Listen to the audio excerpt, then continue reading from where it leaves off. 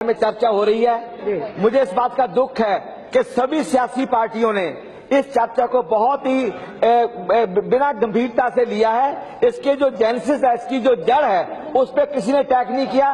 बाबा भीमराव अम्बेडकर ने कहा था कि दलितों के दो दुश्मन हैं, एक ब्राह्मणवाद, न ब्राह्मण नहीं ब्राह्मणवाद, और दूसरा पूंजीवाद।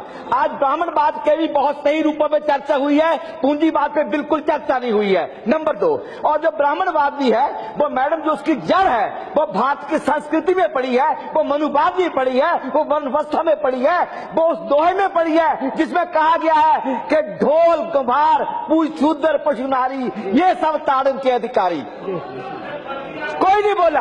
और मैं बताता हूं मैडम, हमारा इतिहास, हमारा जो हमारी संस्कृति है, उसमें द्रोणाचार्य वो गुरु हैं जिन्होंने एकलव्य का, एक दलित बॉय का, भी लड़के का अंगूठा इसलिए मांग लिया कि उसके स्वर्ण जाति का शिष्य अर्जुन से वो आगे ना निकल जाए।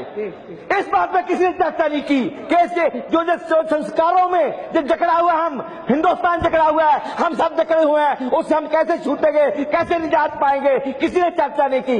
मैडम मैं आपसे बताना चाहता हूं कि जब हम कहते हैं कि धर्मवीर शर्मा, वो गुप्ता, वो मौर्य, वो चतुर्वेदी, वो मुखर्जी, तो हम समाज को ये कह रहे हैं कि मैं चमार नहीं हूं।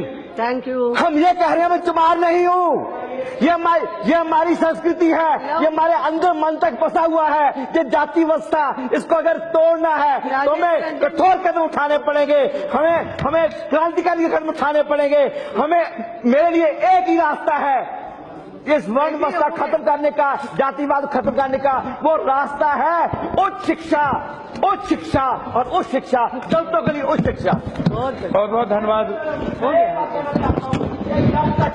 औरतों के लिए मर्द आगे नहीं आएंगे, अल्पसंख्यकों के लिए बहुसंख्यक आगे नहीं आएंगे, और दलितों के लिए गैर दलित नहीं आगे आएंगे, तब तक इस देश का कभी उद्धार नहीं होगा।